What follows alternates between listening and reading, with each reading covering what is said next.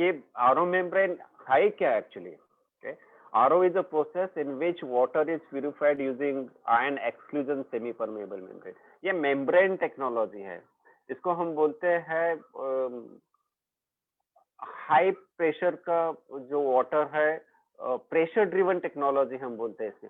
Water जो है वो हम प्रेशर से ये मेम्ब्रेन पे डालते हैं, जो काम हाई प्रेशर पंप करता है आपका, और प्रेशर से जाने के बाद ये जो मेम्ब्रेन रहते हैं बहुत फाइन मेम्ब्रेन रहते हैं। आपने ये देखा रहेगा, यहाँ पे आप पिक्चर यदि आप देख सकते हैं तो ये पूरा ऊपर जो है वो मेश है, बीच में वो आरओ मेम्ब्रेन का शीट है, उसको एक के ऊपर ऐसा स्पाइरल वुंड जिसको हम बोलते हैं वैसे स्पाइरल वुंड किया जाता है, और इसके माध्यम से वाटर को प्यूरिफाई किया जाता है। तो वाटर का फ्लो यहाँ से आ जाएगा।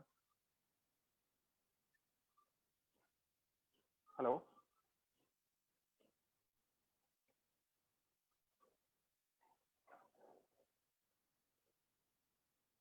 तो वाटर का फ्लो जो है, am I audible? Hello, Yes, sir. Yes, you are audible. yeah, I thought I lost. No, you are audible. Yeah, but remain loud because you are a very soft spoken man. I'm trying to amplify my sound as much as possible, sir. Okay. तो यहाँ पे आप देखोगे कि ये membrane है, बीच में ये शीट रहती है मेम्ब्रेन की, और उसको स्पाइरल वुंड किया जाता है। तो फ्लो जो है वाटर का वो यहाँ से आ जाता है और बीच में से परमेट वाटर जाता है। सो reverse osmosis is reversing the osmosis process. आप सबको मालूम है रिवर्स ऑस्मोसिस कैसे होती है। So what is osmosis? Osmosis, it is a transfer of water from region of low concentration to region of high concentration to equilibrate between concentration. Sudhir, The process Sudhir, yeah. You are in presentation mode. So your PowerPoint presentation should be in full screen. Okay. View mode. You have to do the view mode. Okay. Yes. Now? Yes. Now it is correct. Okay. All right. हाँ अभी ठीक है। Now it's okay? अभी ठीक है, this is okay. Okay, all right. तो ये osmosis है वो transfer of water from one region to other region, from low concentration to higher concentration. ये osmosis को हम reverse करने का काम करते हैं RO टेक्नोलॉजी में या reverse osmosis में। कैसे होता है ये कि reverse osmosis is a separation process that uses a pressure to force a solvent through semi-permeable membrane that retains the solute on one side and allows the pure solvent to pass to other. मतलब जो मैंने दिखाया आपको diagram, वहाँ पे एक feed water का flow आ रहा है, बीच में से प्योर वाटर आ रहा है। ये प्योर वाटर आने के लिए बहुत सारे प्रेशर की जरूरत होती है। ये प्रेशर हम हाई प्रेशर पंप के माध्यम से मेम्ब्रेन पे डाल देते हैं और सोल्यूट को अलग होके परमिएट एक बाजू से आता है, वो जो सोल्यूट है वेस्ट वाटर रिजेक्ट होके निकल जाता है बाहर। तो ये सोल्यूट सेपरेशन का काम यहाँ पे कर रहा है रिवर्स ऑस्मोसिस के माध्यम से। So it is a process of a forcing solvent from region of high solute concentration through the membrane to region of low solute concentration by applying pressure in excess of to the osmotic pressure. मतलब osmosis में क्या होता है, जो ज्यादा concentration वाला solution है वो पानी को खींच रहा है। यहाँ पे हम एग्जैक्टली अपोजिट कर रहे हैं। यहाँ पे हम प्रेशर दे रहे हैं, प्रेशर दे के क्या कर रहे हैं, सोल्यूट को एक बाजू कर रहे हैं जहाँ पे वो ज्यादा कॉन्सेंट्रेशन में चले जाएंगे, और प्योर वाटर को एक बाजू कर रहे हैं जहाँ पे आयंस और जो भी इम्प्यूरिटीज रहेंगे उसको हम निकाल देंगे। तो ये बेसिकली प्रेशर ड्रिवन टेक्नोलॉजी है। ये मेम्ब्रेन जो है रिवर्स ऑस्मोसिस के ये फाइन मेम्ब्रेन रहते हैं, इनके पोर साइज बहुत बहुत छोटी रहती है। आगे वाले स्लाइड में उसके बारे में हम थोड़ी चर्चा करेंगे। तो ये फाइन मेम्ब्रेन टेक्नोलॉजी है जिससे सिर्फ थियोरेटिकली सिर्फ वाटर निकलना चाहिए इसमें से, लेकिन इसका जो रिजेक्शन रेशियो रहता है, solute rejection ratio, is somewhere around 99% in some membrane, और कुछ जगह पे ये 99.9% सोल्यूट रिजेक्शन रहता है। तो depending on the feed water, आपका फीड वाटर में जितना कॉन्टेमिनेंट रहेंगे वो कितने निकालते हैं, कैसे निकाले जाते हैं, तो इसके ऊपर ये डिपेंड रहेगा। इन शॉर्ट यहाँ पे हम मेम्ब्रेन के ऊपर प्रेशर डाल के सोल्यूट को निकाल देते हैं, सोल्यूट को कॉन्सेंट्रेट करके वाटर को प्यूरिफाई कर देते हैं। So osmosis may be used directly to achieve separation of water from the solution containing unwanted solute. जो unwanted solute हमें निकालना है, उसको निकालने का काम osmosis के माध्यम से भी हो जाता है। तो forward osmosis is an area of ongoing research focusing on application of desalination की हम जो बात करते हैं, water purification की बात करते हैं, water treatment और food processing में ये टेक्नोलॉजी का यूज होता है। वही टेक्नोलॉजी हम हमारे वाटर ट्रीटमेंट सिस्टम में यूज करके हम वाटर प्यूरिफिकेशन का काम करते हैं, जो प्योर वाटर हमारे डायलिसिस के लिए बहुत अहम भूमिका निभाता है।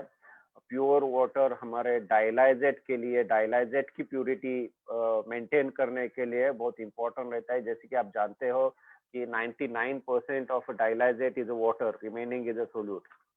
तो आप वाटर की यदि क्वालिटी मेंटेन करेंगे, माइक्रोबियल प्यूरिटी या आयोनिक प्यूरिटी, तो आपके डायलाइजेट की प्यूरिटी भी मेंटेन हो जाएंगी।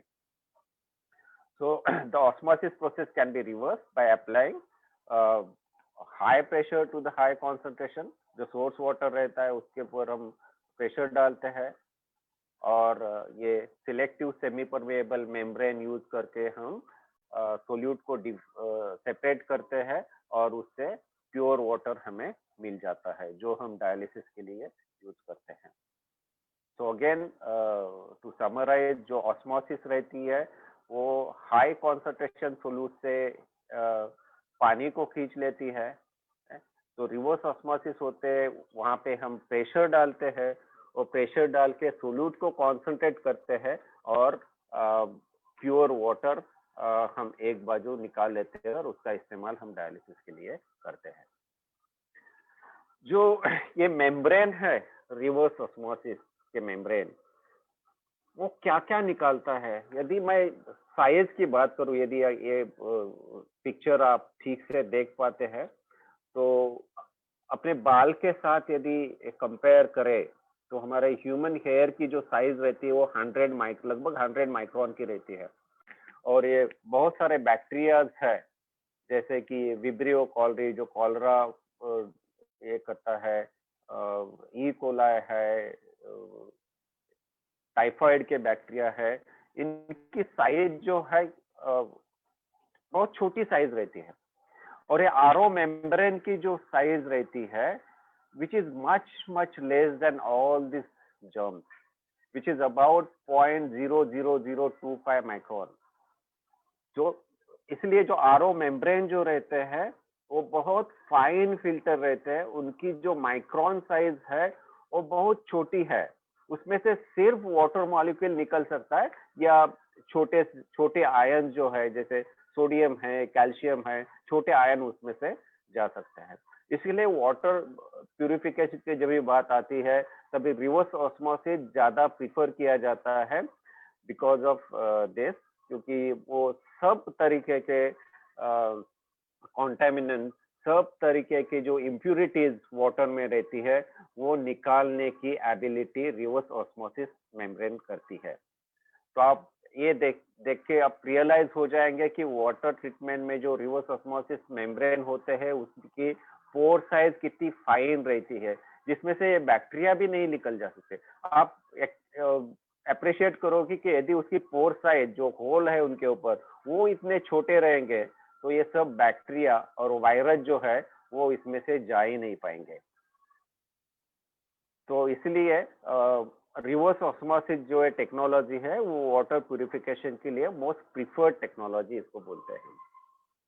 तो ये अलग अलग फिल्ट्रेशन की बात कर रहे थे हम, माइक्रो फिल्ट्रेशन है, नैनो फिल्ट्रेशन है, अल्ट्रा फिल्ट्रेशन है और पार्टिकुलर फिल्ट्रेशन है। यदि आप जो कॉन्टामिनेंट्स आते हैं उनकी माइक्रोन साइज की यदि आप बात करें और मॉलिक्यूलर वेट की यदि बात करें तो ये पार्टिकुलेट फिल्टर है वो लार्ज मॉलिक्यूल को निकाल सकते हैं, मतलब जिसका माइक्रोन साइज 10 से 100 तक है उसको पार्टिकल फिल्टर या माइक्रो फिल्टर्स जो है, वो सेडिमेंट फिल्टर जो है या डेप्थ फिल्टर है, वो यहाँ से निकालने का काम डेप्थ फिल्टर करते हैं। मतलब लार्ज मॉलिक्यूल जो रहते हैं, पार्टिकुलेट मैटर है, कचरा है, मिट्टी के कण है, वो सब निकालने का काम डेप्थ फिल्टर से होता है। उसके बाद माइक्रो फिल्टर्स की यदि हम बात करते हैं तो माइक्रो फिल्टर लगभग 1 माइक्रोन से लेके चीजों को निकाल सकता है। अल्ट्रा फिल्टर जो है वो एंडोटॉक्सिन, वायरस, बैक्टीरिया को निकालने का काम करता है। नैनो फिल्टर अगेन इसका भी पोर साइज जो है वो फाइन रहता है। ये नैनो फिल्टर डाइवैलेंट आयन जैसे कैल्शियम है उसको निकालने की एबिलिटी रहता है।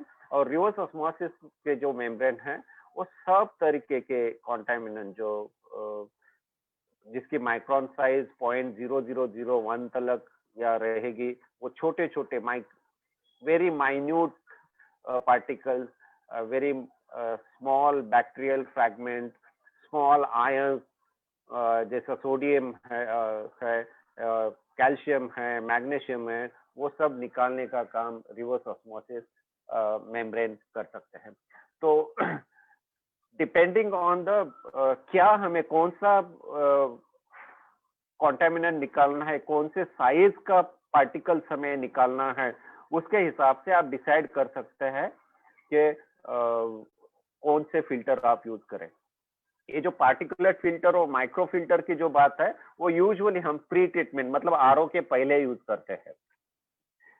अल्ट्रा फिल्टर कुछ समय अल्ट्रा फिल्टर और नैनो फिल्टर कुछ समय आरओ के पहले यूज करते हैं। अल्ट्रा फिल्टर जो एब्जॉर्प्शन पे, फिल्ट्रेशन और एब्जॉर्प्शन पे काम करते हैं, वो पोस्ट आरओ यूज करते हैं। और नैनो फिल्टर डाइवैलेंट आयन को या बाकी के इम्प्यूरिटीज निकालने के लिए नैनो फिल्ट्रेशन का इस्तेमाल हम करते हैं। तो based on the what you want to remove, how you want to remove, you can select the different filter in your water treatment system. जैसे कि आप डेप्थ फिल्टर यूज करो, मीडिया फिल्टर यूज करो, अल्ट्रा फिल्टर यूज करो, nano filter use करो, और सबसे fine filtration technology जो है वो रिवर्स ऑस्मोसिस टेक्नोलॉजी है। तो आरओ टेक्नोलॉजी क्यों सुपेरियर है, मैं क्यों बोल रहा हूँ आरओ सबसे अच्छा फिल्ट्रेशन टेक्निक है। तो जो फिल्ट्रेशन की हमें बात की, जो माइक्रो फिल्ट्रेशन है, अल्ट्रा फिल्ट्रेशन है, नैनो फिल्ट्रेशन है और रिवर्स ऑस्मोसिस है। यदि आप ये डायग्राम देखोगे तो माइक्रो फिल्टर में वाटर मॉलिक्यूल पास होते हैं, मोनोवैलेंट आयन जैसे सोडियम है वो पास होता है, मल्टीवैलेंट आयंस है जैसे कैल्शियम है, मैग्नीशियम है, वायरसेस है, ये सब पास हो जाते हैं। मतलब इनको रिमूव नहीं कर सकता माइक्रो फिल्टर, लेकिन बैक्टीरिया और सस्पेंडेड सॉलिड को निकाल सकता है। जैसे अल्ट्रा फिल्टर है, अल्ट्रा फिल्टर वायरस तलक निकालने की एबिलिटी रखता है, बाकी के ये सब चीजें हैं उनको रिटेन करता है। मतलब आयन को अल्ट्रा फिल्टर रिटेन करेगा, वो सोडियम हो, पोटेशियम हो, मैग्नीशियम हो, कैल्शियम हो, आयन हो या सिलिका हो या एल्यूमिनियम हो, वो अल्ट्रा फिल्टर रिटेन करेगा, वो नहीं निकाल पाएगा।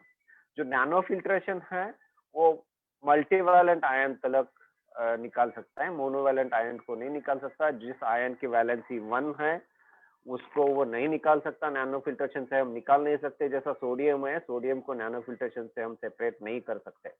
लेकिन आप आरओ की यदि बात करें तो वो सिर्फ वाटर के मॉलिक्यूल को अलाउ करता है पास होने के लिए।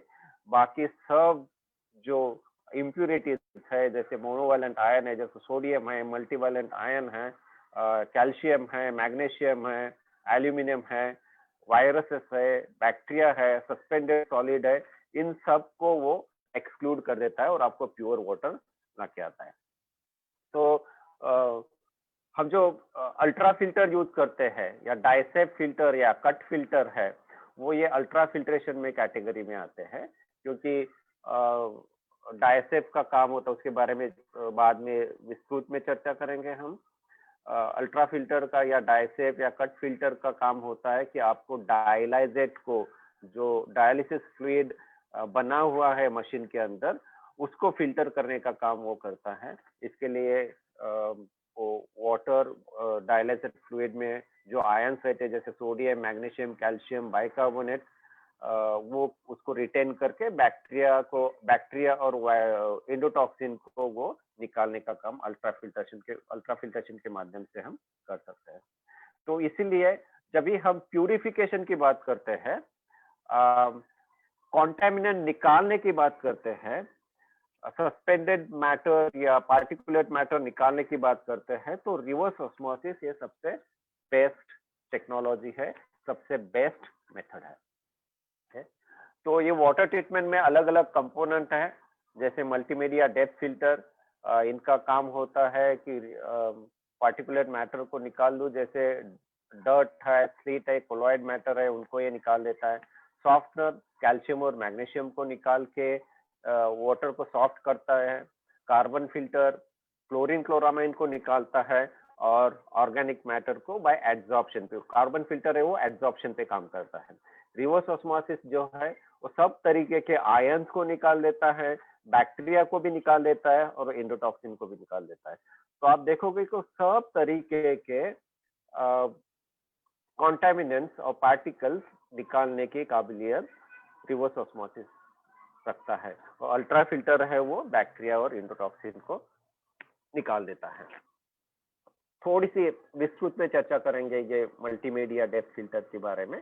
मल्टीमीडिया डेप्थ फिल्टर, जिसको सैंड फिल्टर भी कहते हैं, it removes large particulate such as dirt, sleet, suspended matter, जिसकी भी माइक्रोन साइज 10 माइक्रोन से है वो सब पार्टिकल ये निकाल देता है। ये लेयर्स रहते हैं, जैसे कि आप यहाँ देखेंगे, you will appreciate different layers है। यहाँ पे सैंड के लेयर्स है, यहाँ पे आप देख रहे हैं बड़ी सैंड है, तो ये लेयर बनता है, वो लेयर बन के यहाँ से फिल्ट्रेशन होता है और फिल्टर हुआ वाटर, जिससे 10 माइक्रोन तलक के साइज के पार्टिकल निकाल के ये वाटर को फिल्टर करा देता है। तो ये जो सैंड फिल्टर है उसका प्रेशर ड्रॉप देखना चाहिए, मतलब प्री फिल्टर प्रेशर और पोस्ट फिल्टर के प्रेशर में जो डिफरेंस है वो 10 psi से ज्यादा नहीं होना चाहिए। यदि वो 10 psi हो गया उसका मतलब ये होता है कि ये ब्लॉक हो गया। तो यदि ज्यादा हो जाएगा तो इसकी इफिशियंसी कम हो जाएंगे, फिल्ट्रेशन कम हो जाएगा, तो आपको फ्लो कम मिलेगा। फ्लो कम मिलेगा तो आरओ के फंक्शन के ऊपर असर होगा, आरओ के एफिशिएंसी के ऊपर असर होगा। इसमें आप ऑटोमेटेड रिंस प्रोग्राम भी कर सकते हैं, जिसको इसके जो मल्टीपोर्ट वॉल रहती है वो मैनुअल मल्टीपोर्ट वॉल आती है, ऑटोमेटेड भी आती है। यदि आप ऑटोमेटेड यूज करते हैं तो उसमें आप प्रोग्राम कर सकते हैं कि कितने देर के बाद वो बैक वॉश में जाए, कितने देर के बाद वो रिंस में जाए और कभी वो फिल्टर मोड में आए। जब भी आपका आरओ प्लांट चालू रहता है तभी ये फिल्टर मोड में होना जरूरी है, नहीं तो फिर आरओ के फंक्शन के ऊपर असर होगा, पंप आपका डैमेज हो जाएगा और ये फिल्टर की जो वेसल होती है वो भी डैमेज होने की पॉसिबिलिटी रहती है। तो pressure goes on inlet and outlet which will monitor the pressure drop, उसके ऊपर ध्यान देना चाहिए। इसकी बैकवॉश और रिप्लेसमेंट ऑफ फिल्टर होनी चाहिए। यदि वो प्रेशर बढ़, डेल्टा फिल्टर प्रेशर जिसको बोलते हैं, pre filter post filter difference, वो यदि बढ़ जाता है और कभी कभी ऐसा होता है कि ये सब आपका आरओ तो काम कर रहा है ठीक से, लेकिन आरओ में माइक्रोबियल कॉन्टेमिनेशन आ रहा है, तो ऐसा भी हो सकता है कि ये जो फिल्टर मीडिया है वहां पे बैक्टीरिया की ग्रोथ हो रही है, because they can colonize bacteria can proliferate sand filter, तभी ये चेंज करना चाहिए। तो should be set perform backwash after working hour. जब भी यूजुअली हम दिन की जब शुरुआत करते हैं मॉर्निंग में शिफ्ट चालू होने के पहले, तभी उसको बैक वॉश और रिंस दे के इसका रूटीन मेंटेनेंस हम करते हैं। क्या क्या मॉनिटर करना चाहिए इसमें? प्रेशर ड्रॉप आपको मॉनिटर करना पड़ेगा, फिल्टर का जो बैक वॉश टाइमर है वो बराबर देखना पड़ेगा। तो आप क्या क्या देखना चाहिए? एक तो प्रेशर ड्रॉप देखना चाहिए, जैसे मैंने वो पहली बात की, तो 10 psi से ज्यादा नहीं होना चाहिए। यदि 10 psi से ज्यादा हो जाता है, फ्रीक्वेंटली हो जाता है, तो ये फिल्टर क्लॉग हो रहे हैं और इसके वजह से आरओ की इफिशियंसी के ऊपर असर हो सकता है, बैक्टीरिया प्रोलिफरेट हो सकती है उसमें, और आपके आरओ वाटर में बैक्टीरियल कॉन्टेमिनेंट आ सकता है। उसके बाद है सॉफ्टनर, ये कैल्शियम मैग्नीशियम को निकालने की निकालने का काम करता है। यहाँ पे जो रेजिन यूज करते हैं हम, ये रेजिन आयन एक्सचेंज रेजिन है। ये कैटायन को निकाल देते हैं। इसमें जो रेजिन हम यूज करते हैं वो सोडियम 225 ग्रेड के रेजिन हम यूज करते हैं। Na225 क्वालिटी के रेजिन हम यूज करते हैं। तो software works on ion exchange principle, मतलब एक आयन लेता है और दूसरे को छोड़ता है। तो कैल्शियम और मैग्नीशियम के बदले में वो सोडियम को पकड़ के रखता है। That is why it says ion exchange. It works on the ion exchange principle. Okay? Softeners need regeneration, जो हम सॉल्ट का सॉल्यूशन यूज करके, सोडियम क्लोराइड का सॉल्यूशन यूज करके, जिसको हम ब्राइन सॉल्यूशन बोलते हैं, वो यूज करके इसको रीजनरेट किया जाता है। इसके माध्यम से जो रेजिन बीड्स है उसके ऊपर ये सोडियम जाके चिपक जाएगा, और जब ये नॉर्मल फिल्ट्रेशन मोड में चला जाता है तभी कैल्शियम मैग्नीशियम को पकड़ के सोडियम को वो रिलीज कर देगा, क्योंकि ये आयन एक्सचेंज पे काम करता है। सुधीर, राजेश कुमार आपसे नाराज हो जाएंगे अगर बहुत सारा टाइम लोगे उनका, तो you have about going quickly. हाँ, यू हैव टू क्विकली। या तो इसमें क्या मॉनिटर करना चाहिए? पोस्ट सॉफ्टनर हार्डनेस मॉनिटर करनी चाहिए। यदि हार्डनेस 1 ग्राम पर गैलन यदि जाती है तो उसका मतलब है सॉफ्टनर में कुछ प्रॉब्लम है। तो फ्रीक्वेंटली इसको रीजनरेट करना पड़ेगा, रीजनरेशन की फ्रीक्वेंसी बढ़ानी पड़ेगी। रीजनरेशन की फ्रीक्वेंसी डिपेंड करती है कि आपके फीड वाटर में हार्डनेस कितना है, उसके ऊपर आप डिसाइड कर सकते हैं कि आप रीजनरेशन कितना फ्रीक्वेंटली करें। उसके बाद आता है carbon filter. Carbon filter is filled with granulated activated carbon. ये यूजुअली 2 फिल्टर यूज करने चाहिए। यदि क्लोरीन, क्लोरामीन और ऑर्गेनिक कॉन्टामिनेंट ज्यादा है तो ये इसको वर्कर और पॉलिशर कॉन्फ़िगरेशन में यूज करना चाहिए। यहाँ पे भी प्री फिल्टर और पोस्ट फिल्टर का प्रेशर ड्रॉप जो है वो देखना चाहिए। और पोस्ट कार्बन फिल्टर क्लोरामीन की मात्रा देखनी चाहिए। क्लोरीन और क्लोरामीन कितना आता है वो देखना चाहिए, क्योंकि chlorine chloramine reverse osmosis membrane को डैमेज कर सकता है। तो इसको मॉनिटर करने के लिए आप chlorine chloramine post carbon filter देखें। ये कार्बन फिल्टर जो है वो एड्सॉर्प्शन पे काम करता है। तो कार्बन है इसमें, वो एड्सॉर्ब करके रखता है क्लोरीन और क्लोरामीन को।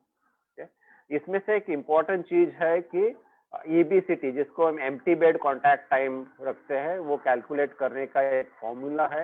ये फॉर्मूला यूज करके आप उसका कांटेक्ट टाइम मेजर कर सकते हैं। वो एटलीस्ट 5 मिनट्स होना चाहिए यदि आप 2 फिल्टर यूज करते हैं। तो सिंगल फिल्टर यूज करते हैं तो एटलीस्ट 10 मिनट होना चाहिए। मतलब empty bed contact time minimum 10 minutes होना चाहिए। और इसमें जो कार्बन यूज करते हैं उसको आयोडीन नंबर से ग्रेडिंग किया जाता है। जितना आयोडीन नंबर ज्यादा रहेगा उससे कार्बन की एड्सॉर्प्शन एबिलिटी ज्यादा रहेगी, और वो ज्यादा करके क्लोरीन, क्लोरामीन और ऑर्गेनिक मैटर को एड्सॉर्ब करेगा। तो इसमें क्या क्या मॉनिटर करना चाहिए? क्लोरीन क्लोरामाइन को लेवल देखनी चाहिए, EBCT टाइम देखना चाहिए कितना है वो, और बैकवॉश का टाइमर देखना चाहिए। और क्लोरीन क्लोरामाइन की मात्रा should not be more than 0.1 milligram से ज्यादा नहीं होनी चाहिए। क्लोरीन की मात्रा 0.5 मिलीग्राम पर लीटर से ज्यादा नहीं होनी चाहिए। यदि ये ज्यादा होती है तो प्रॉब्ली RO वाटर में क्लोरीन चला जाएगा और पेशेंट को हिमोलिसिस हो सकती है। तो ये हो गया वाटर ट्रीटमेंट पे यूज होने वाले फिल्टर। थोड़ी सी बात करते हैं डायलाइजेट में यूज होने वाले फिल्टर। डायलाइजेट में जैसे हम बोलते हैं, डायलाइजेट फिल्टर जो बोलते हैं रूटीनली यूज करते हैं, डायसेफ है, डायसेफ प्लस है, उसके बाद कट फिल्टर है। इसमें जो मटेरियल रहता है वो सेम पॉलीसल्फोन मटेरियल रहता है, या एनी सिंथेटिक मटेरियल। जो हम डायलाइजर में जो मटेरियल यूज करते हैं वही मटेरियल यहाँ पे भी होता है। तो ये बेसिकली एड्सॉर्प्शन और फिल्ट्रेशन पे काम करता है। अल्ट्रा फिल्टर है, इसमें आप देखोगे कि ये इनलेट आ रहा है, ये आउटलेट है, और यहाँ से फ्लशिंग करके उसको प्यूरिफाई किया जाता है। तो यहाँ से इनलेट आएगा, यहाँ से आउटलेट होके उसको प्यूरिफाई किया जाएगा। सो ये इंडोटॉक्सिन फिल्टर या डायसेफ या कट फिल्टर या ultra filter, Q ultra filter, how does it work? तो मेन मैकेनिज्म है इनका ये फिल्ट्रेशन और एब्जॉर्प्शन का है. Filtration through the retention of substance based on the size, micron size के ऊपर, उनके साइज के ऊपर, या मॉलिक्यूलर वेट के ऊपर उनकी मॉलिक्यूलर साइज रहती है, साइज के ऊपर उनको फिल्ट्रेट किया जाता है. Adsorption due to hydrophobic interaction between the hydrophobic part of pyrogenic substance and the membrane. ये जो मेम्ब्रेन रहती है वो एब्जॉर्ब करने की एबिलिटी रहती है. सिंथेटिक मेम्ब्रेन जो रहती है वो एब्जॉर्ब करने की एबिलिटी रहती है, पर्टिकुलरली पॉलीसल्फोन मेम्ब्रेन ये या पॉलीइसोसल्फोन मेम्ब्रेन. ये ऑर्गेनिक मैटर जो रहता है जैसे पायरोजेंस है, इंडोटॉक्सिन है, इनको एब्जॉर्ब करके डायलिसिस फ्लूइड से या वाटर से ये निकाल देता है. इसके बाद जो फिल्टर्स और कार्ट्रेज हम थेराप्यूटिक यूज के लिए करते हैं उसके बारे में नेक्स्ट 5-10 मिनट्स में हम बात करेंगे. सबसे पहला ये साइटोसॉफ है. साइटोसॉफ बहुत सारे पेशेंट में हम आईसीयू के जो पेशेंट है वहाँ देखते हैं, हॉस्पिटल में जो पेशेंट है जिनको मल्टीपल इन्फेक्शन है, सेप्टिसेमिया है, ये सब पेशेंट के लिए साइटोसॉफ यूज करते हैं. और ये सेप्टिक मेडिएटर्स है उनको निकालने का काम ये साइटोसॉफ थेरेपी से होता है. So in short, cytosoft therapy is based on the extracorporeal blood purification that effectively reduces excessive level of inflammatory mediator. जिन पेशेंट को सेप्टिसेमिया है, जिन पेशेंट को इन्फेक्शन है, उन पेशेंट में ये इन्फ्लेमेटरी मेडिएटर्स तैयार होते हैं बॉडी में, और ये यदि निकाले नहीं गए तो बहुत सारे ऑर्गन के ऊपर उनका असर होता है. तो वो निकालने के लिए साइटोसॉफ जैसी थेरेपी है वो यूज करते हैं. तो पर्टिकुलरली इन्फेक्शियस डिसीज में इनका ज़्यादातर के इस्तेमाल होता है.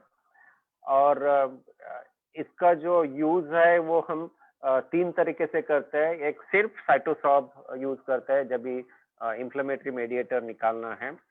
कभी कभी हम डायलिसिस के साथ भी इनको यूज करते हैं. मतलब पहला साइटोसॉफ कार्ट्रिज आएगा, उसके बाद डायलाइजर आता है, और एक अलग कॉन्फ़िगरेशन हम यूज करते हैं. पहला डायलिसिस करके फिर सीरीज में साइटोसॉफ में फिल्टर लगा देते हैं और वो प्यूरिफिकेशन करते हैं.